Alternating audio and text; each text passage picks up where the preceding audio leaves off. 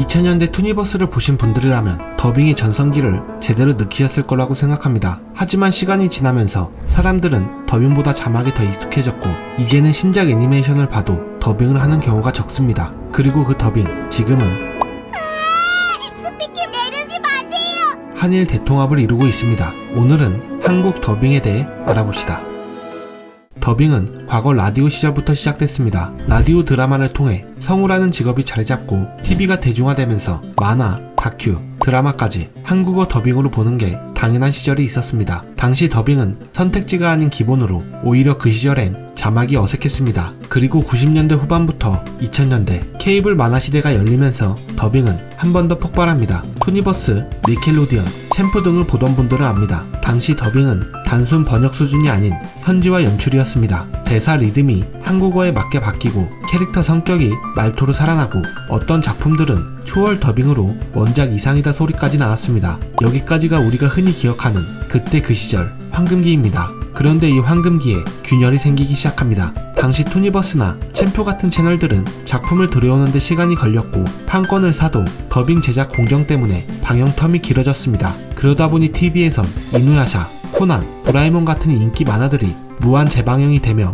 시청자들에게 피로감을 주기 시작합니다. 이 빈틈을 파고든 게 속도였습니다. 애니맥스 코리아는 애니플러스를 론칭하고 한일 동시방영을 정체성으로 내세우며 더빙이 아닌 자막으로 빠르게 콘텐츠들을 제공했습니다. 애니메이션 팬들은 먼저 보기 위해 자막으로 이동했고 그게 습관이 되면서 자막이 특별한 방식이 아닌 표준처럼 굳어갑니다. 한글이 다른 언어에 비해 빠르게 읽기 편한 것도 이 습관을 굳히는데 한몫했습니다. 시청자들은 점차 더빙보다 자막에 익숙해졌고 2010년대 초반에는 합법 서비스보다 웹하드, 토렌트, 판도라TV 같은 비공식 유통이 늘어나면서 한국에 방영하지 않은 애니메이션들이나 방영 예정인 만화들을 먼저 볼 수 있게 됩니다. 이 변화는 단순히 애니 팬들만의 취향 변화로 끝나지 않습니다. 컴퓨터 시청이 늘고 자막으로 먼저 보는 문화가 자리잡으면서 애니메이션의 소비 방식 자체가 바뀌기 시작했기 때문입니다. 그리고 2010년대 초반 또 하나의 변화가 등장합니다. 스마트폰, 그리고 이후 OTT의 등장까지 애니의 소비는 이런 식으로 굳어집니다.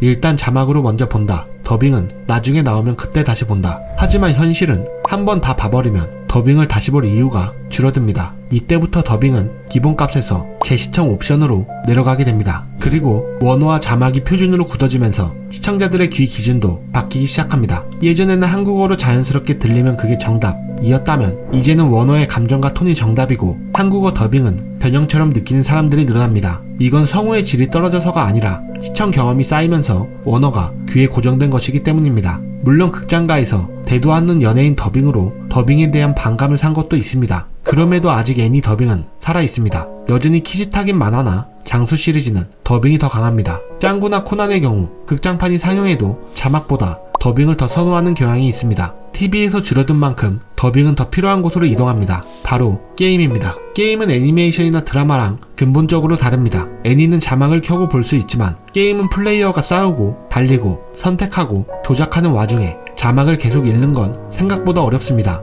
특히 전투 중에 빠르게 대사가 쏟아지거나 결정적인 순간에 대사가 겹치면 자막은 정보가 아니라 부담이 됩니다. 그래서 게임에서의 더빙은 있으면 좋은 옵션 정도가 아니라 몰입을 만드는 장치 중 하나가 됩니다. 사이버펑크 같은 작품에서 더빙이 몰입을 얼마나 좌우하는지 체감할 수 있습니다. 현재는 트리커리 스피키라는 캐릭터가 국경을 넘어 한국과 일본 대통합을 이루고 있습니다. 더빙은 필요한 곳으로 이동해 살아남았고 그 과정에서 다시 사람들의 관심을 끌어당기고 있습니다. 하지만 이런 상황도 오래갈 수 있을지는 모릅니다. 요즘 성우계에서 많이 나온 이야기 중 하나는 공채가 줄었다입니다. KBS의 경우 현재 공채 인원 단 2명, 단순히 방송국에서 더빙할 일이 없다는 뜻만이 아닙니다. 예전에는 방송사 공채가 성우 지망생에게 가장 확실한 입구였습니다. 그런데 규모가 줄어들면서 성우 지망생들은 자연스럽게 처음부터 외주를 시작합니다. 공채 성우가 아닌 언더 성우로 시작하게 되는 것입니다. 게임이나 콘텐츠 더빙은 정해진 일정 안에 결과물을 내는 구조입니다. 그래서 캐스팅이 보수적으로 갈 수밖에 없습니다. 중요한 역할은 검증된 성우에게 먼저 가고 새로운 목소리는 작은 역할,